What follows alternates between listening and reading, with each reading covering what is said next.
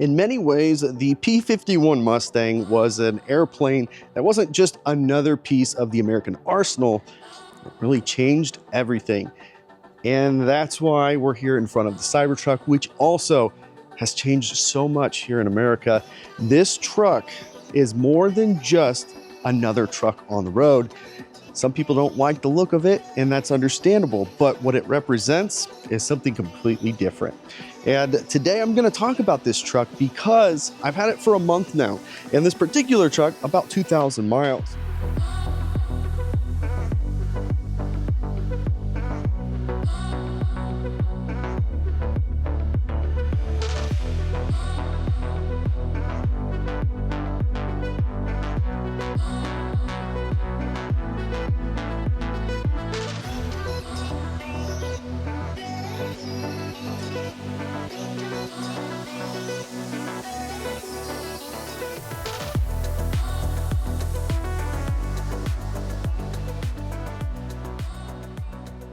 Now, if you include the 2,400 miles that I have towed across the country, this particular Cybertruck on the back of another Cybertruck, and the 2,500 or so miles I drove coast to coast in that other Cybertruck, on top of this 2,000, I'm closing in 7,500, almost 8,000 miles on Cybertruck, and I've got a lot of thoughts on this. There's some good things, but there's also some bad things, and I think it's only fair to talk about all of it right here today. In the United States, the truck industry is more than just another piece of the automotive industry. It is huge and it is cutthroat. It is extremely tough market. And the reason is because the utility of a truck is so wide. You have so many commercial uses for a truck. You have residential or private uses for a truck. The truck fits so many molds. And in today's market, you can ask any professional in the industry how many people use a truck for truck stuff. And this truck is no different. As a matter of fact, a lot of people that you will meet who have a Cybertruck have probably never towed, probably never used a truck for truck things. And a lot of people have feelings about that. But at the end of the day, does it even matter? And I argue it doesn't, because this truck is so good at so many things. The utility on it is wide and reaching. Tesla is no stranger to the automotive industry at this point.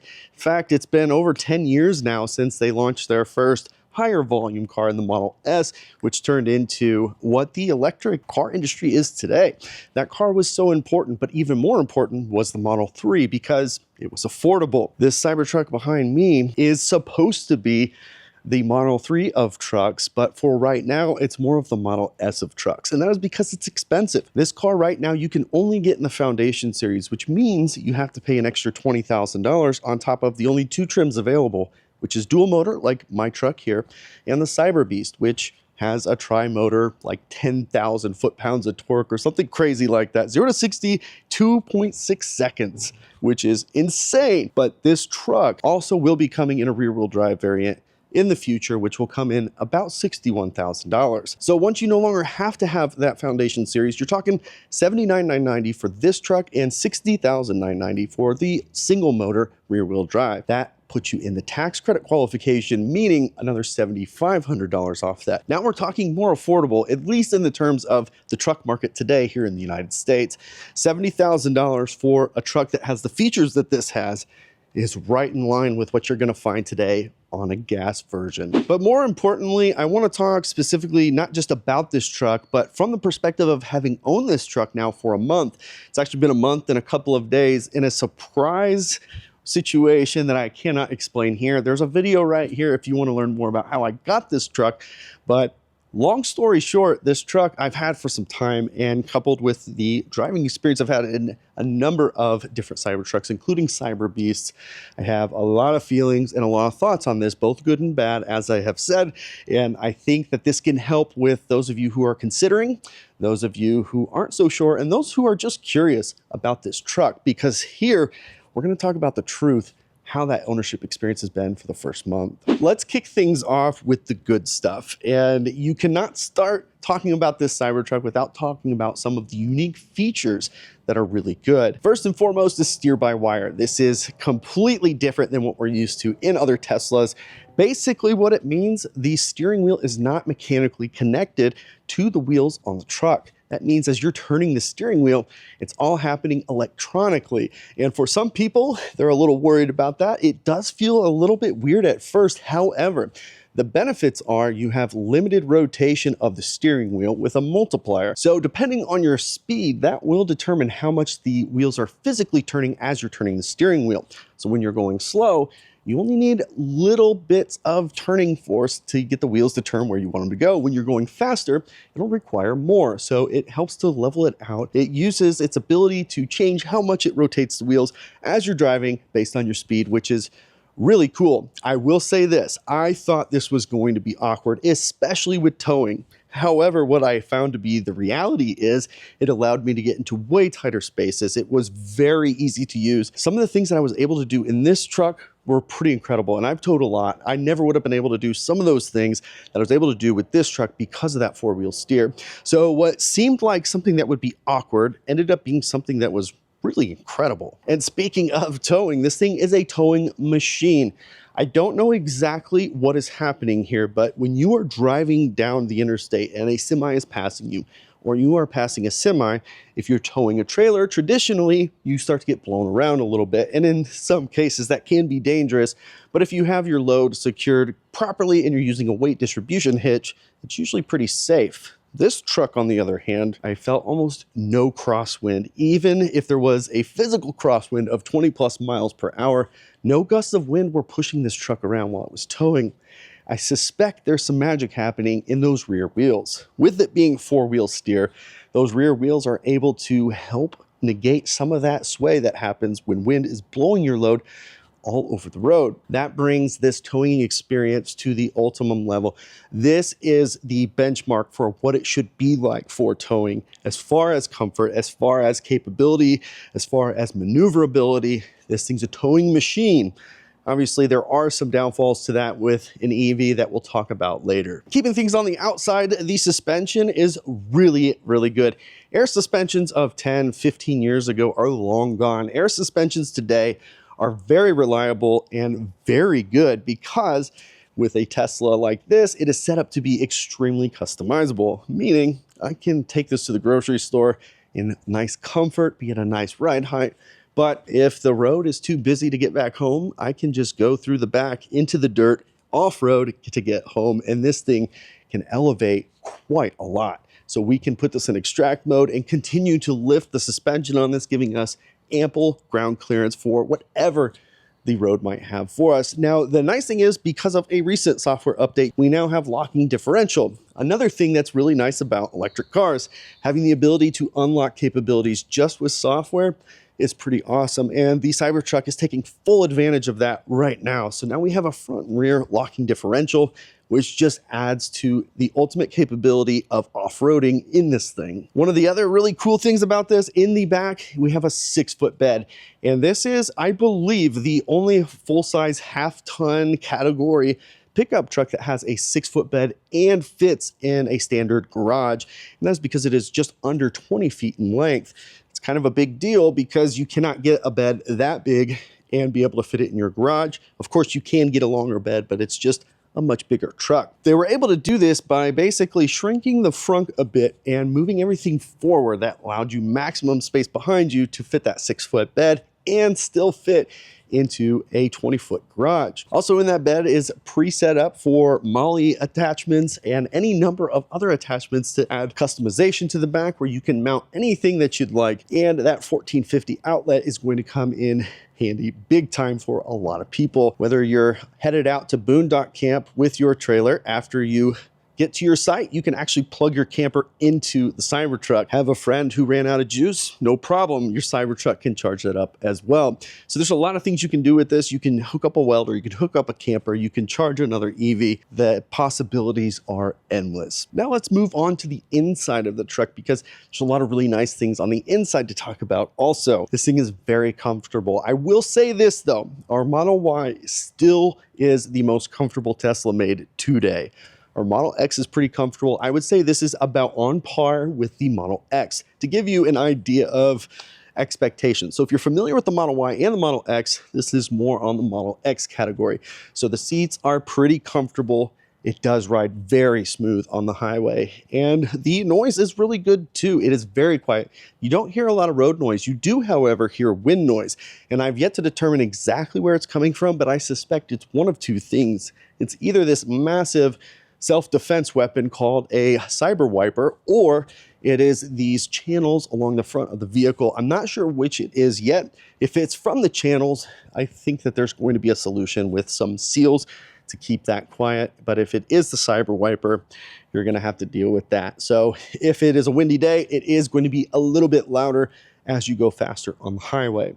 Other than that, you don't hear a lot of road noise, so it's not wheels that you're hearing, certainly not the tires on this that you're hearing. So that kind of gives you an idea of what the sound is like in this thing. In the back seat, it's really nice having this screen if you have children. Of course, our kids love the truck, but that screen is all they really care about anyways. But what's nice is you can stream anything you like while you're going down the road. So Disney Plus is set up, ready to go while we're on road trips, and the kids are happy in the back, leaving us some peace and quiet. One of the other really nice features of the inside of this car is actually the back doors open 90 degrees, which is pretty awesome. So combine that with the fact that the seat bottoms fold up, which isn't unique in the truck industry, but it does give you a ton of flexibility of what to do with the back of this truck. So if you don't have kids and it's really items you're trying to put in the truck, you have a ton of space back here. If you have a bike where the front wheel comes off, you could probably fit it pretty well on the inside. But not to worry, because the bed is in the back and has the vault. And this can be opened and closed remotely or from the side of the truck, which gives you the ability to pack all of your items back here and keep it secure, which is pretty nice. Rather than having a traditional tonneau cover, this is integrated, so you don't have to worry about it taking up space when you're not using it by tri-folding, partially covering some of the bed. It's all on or all off, however you like it, which is very nice to have. And that is completed with these pretty awesome LED strip lights all the way down the sides, which gives you a lot of light in the back of this truck. But the last thing I really want to talk about is range on this thing. So it's rated at 320 as it sits right now. Now, when I do road trips, I do 80 miles an hour. That's my cruising speed. So generally I'm doing 10 over. At 80 miles an hour, I'm getting on average about 260 to 270 real world miles of range. And for a Tesla, that's the best I've ever gotten. Now, I have not driven a Model S, so I do want to put that out there, but Model Y, Model 3, this thing goes farther on a charge than anything else. Now, of course, it has a much larger battery, but it does not give up on charging. And that's another thing that's really good about this. It does have a high voltage architecture, meaning once V4 is out, and truly V4 will be able to charge this thing even faster. So I've done some charge tests. We are seeing capped about 330 kilowatt is what it can do today. We are seeing that continue to enhance over time, which is great. So basically about 25 minute charge will get me about 150 real miles on the highway. From Florida to Indiana, about 1,000 miles, I think I charged 6 or 7 times. And that's compared to about 9+ times in the Model Y. So a lot less charging stops. And it's not really that much longer of a charge, about 25 minutes on average, which is pretty normal for what I'm used to.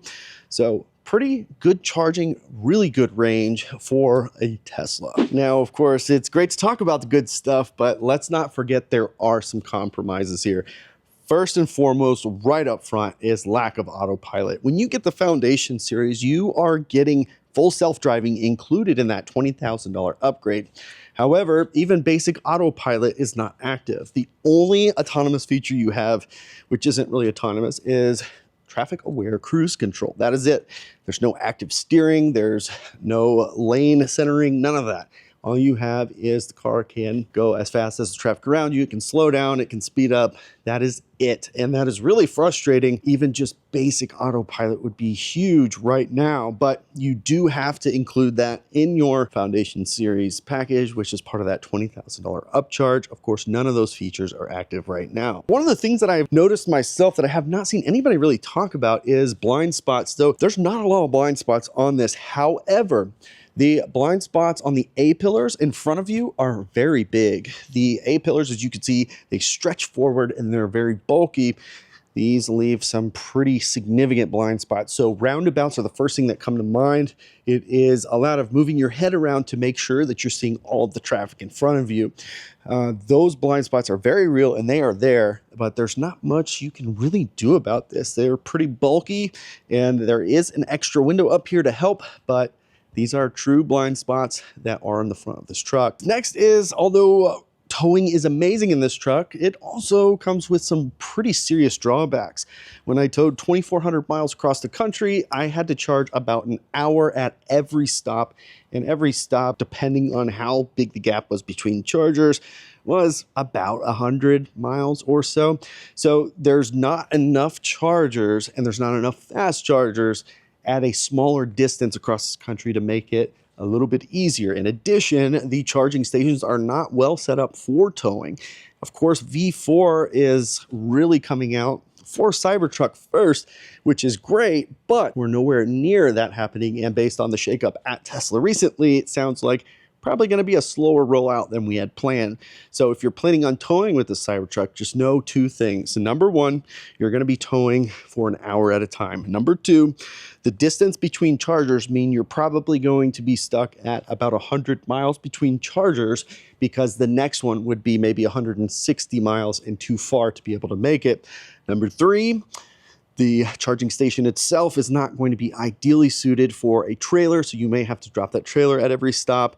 And number four, having fast charging is going to be a challenge for towing. You do need to get a pretty significant charge because when you're pulling, obviously you're going to be consuming a ton of energy. Close to 1,000 watt-hour per mile is what I got. I think 970 watt-hour per mile. That's about 140 miles real-world range.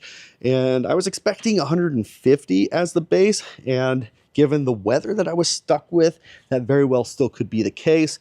So just know that the range, yes, it's better than the other Teslas when towing, but it is still an issue because of the availability, the distance, and the quantity of fast charging, which this all comes back to the promise of the range extender for $16,000.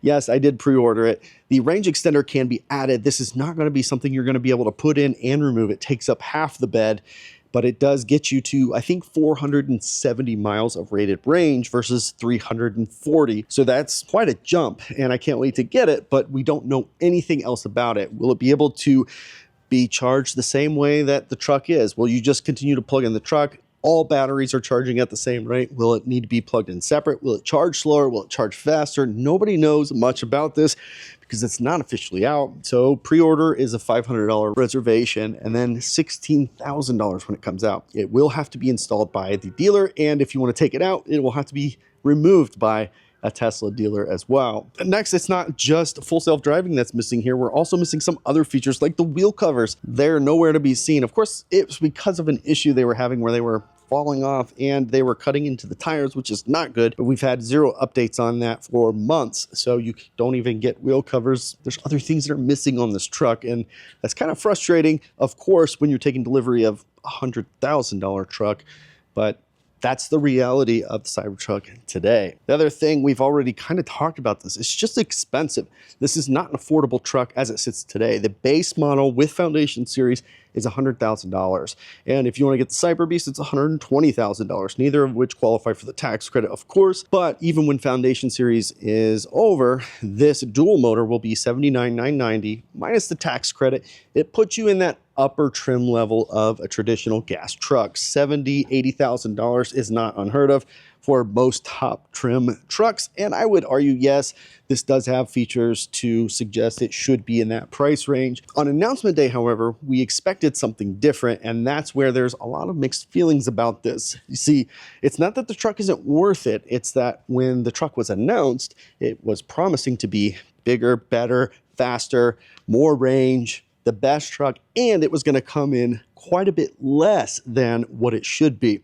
So when it did get announced and it was so much more, there was a lot of confusion. That doesn't mean it's not worth it. We were just expecting a value truck with a ton of features packed in. Instead, we got a ton of features packed in and priced accordingly. And then the last thing I want to talk about, and this is an important one, especially right now, if you're an introvert, if you do not like attention, this is not the truck for you. the attention that this thing gets, although I don't mind most of the time. Sometimes it does cross a line where it's a little uncomfortable. Some people don't really have great personal boundaries, and they'll straight up go up and try to open the truck. And if you're not comfortable with that with your car, just know that is what you're going to be facing, at least for a while, until these are more prevalent and out there. So if you're not into that kind of attention and that really makes you uncomfortable, this is definitely not the truck for you. So I want to wrap this up talking about the truck on the whole. It's not what the truck looks like. It's not what the truck feels like. It's what the truck represents. And I think that is the big story here. This truck is so different. It's so capable. And because they were not constrained by traditional methods of designing a truck, they were able to do a lot of things most trucks can't. And that's what's special about the Cybertruck. I think also for people who seem to hate the truck, I've yet to really meet a lot of them. I think I've only run into somebody twice now that really made it clear they did not like the truck. Traditionally, people are just interested. Whether they like it or not, they're just interested. And that's what's great about this truck. It gets the conversation started. Like I've said a million times on this channel, my dad's probably never gonna have something like this in his driveway, but he might have an F-150 Lightning, and this truck gets him talking about it. So as soon as he gets in it and starts thinking, this is kind of neat, this is cool, this is unique, that then starts the conversation of, well, I don't want that. What other electric trucks are there? That starts the conversation. It starts the search and starts the education of electric vehicles in pickup trucks. All that with so much utility packed into this one truck. You can do a lot of off-road. If you don't want to do any off-roading, this thing is great for around town. It also packs a huge bit of cargo space. So going to the hardware store is no problem either. So whether you're a contractor, whether you're just a guy going to and from work or a girl going to and from work, this truck is for everybody, and that's what's very special about it. So much like the P-51 Mustang was for America, I argue the Cybertruck is that for the truck market. And with that, I hope that you enjoyed this video, and I can't wait to catch you on the next one.